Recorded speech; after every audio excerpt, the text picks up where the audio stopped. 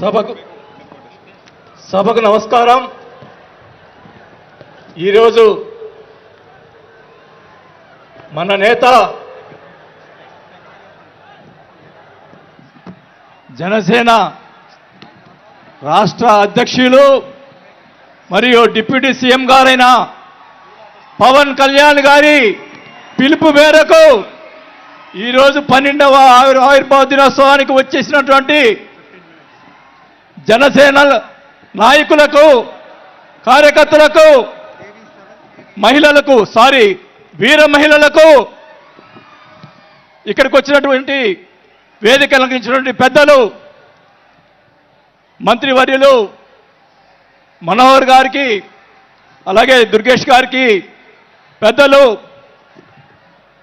నన్ను పార్టీలో చేర్పించేదానికి ముందుకు నన్ను తీసుకొచ్చినటువంటి వ్యక్తి మా నాగబాబు గారికి, అలాగే వేదిక అలంకరించినటువంటి ఎంపీలకు, ఎమ్మెల్యేలకు, జనసేన నాయకులకు అందరికీ కూడా ముందుగా నమస్కారాలు తెలియజేసుకుంటా ఉన్నాం. మీరందరూ కూడా 12 ఆవిర్భావ దినోత్సవాలు జనసేనకు సంబంధించి అటెండ్ అయి ఉంటారు. కానీ నాకు ఇది మొదటిది. అసలు బాలినేని శ్రీనివాసరెడ్డి అనేవాడు వైసీపీ విడిపోయి బయటకు వస్తాడా అనుకొని చాలామంది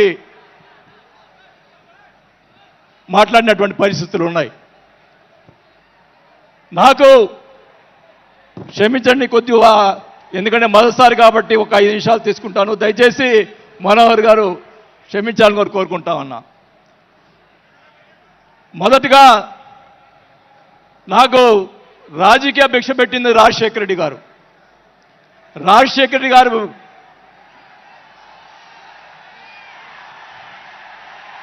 చెప్తాను, వినండి. నాకు రాజశేఖర రెడ్డి గారైనా ఎన్టీ రామారావు అయినా నాకు ఇష్టం. మీరు దయచేసి వినాలా. నేను నిజాలు చెప్తాను, పిఠాపురం సాక్షిగా అన్ని నిజాలే చెప్తాను. వినాలా, నాకు జరిగిన విషయాలు కూడా చెప్తాను.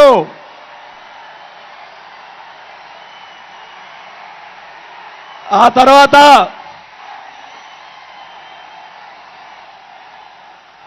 ఆయన జగన్మోహన్ రెడ్డి గారు పార్టీ పెడితే రాజకీయ భిక్ష పెట్టాడు కాబట్టి నేను మంత్రి పదవి వదులుకొని ఆయన వెంట నడిచాను. నేను 4 సంవత్సరాలు, మనోహర్ గారికి తెలుసు, 4 సంవత్సరాలు మంత్రి ఉంది నాకు. అయినా కానీ నాకు రాజకీయ భిక్ష పెట్టాడు కాబట్టి, మానవత్వం అనేది ఉంది కాబట్టి నేను ఆ రోజు ఆయనకి తలిచాను. కానీ ఏం జరిగింది, నాకు మంత్రి వదిలిపెడితే మంత్రి ఇచ్చి మంత్రి తీసేశాడు. అవన్నీ నేను కూడా బాధపడిన, నేను మంత్రి అనేది ఐ డోంట్ కేర్. ఆ రోజు 4 సంవత్సరాలకే వదిలిపెట్టాను. నేను ఒకటే చెప్తా ఉన్నా,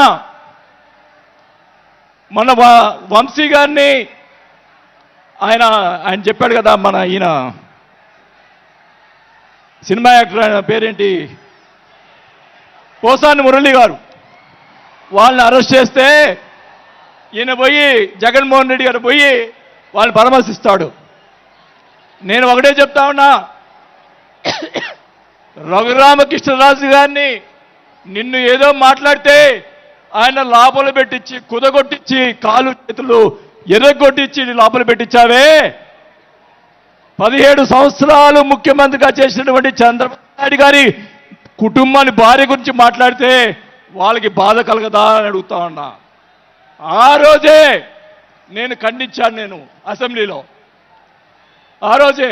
అలాగే మన నాయకుడు పవన్ కళ్యాణ్ గారు, ఆయన గురించి మాట్లాడావు.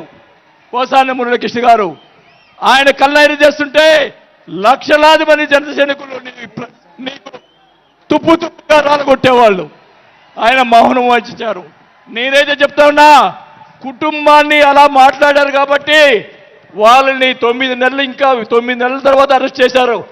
నేనైతే గవర్నమెంట్ ఇచ్చిన మరుసటి రోజే లాఠీతో రాలగొట్టించి లోపల వేయించేవాడిని కూడా ఈ సభాగా చేసుకుంటా ఉన్నా. చేసినటువంటి దుర్మార్గ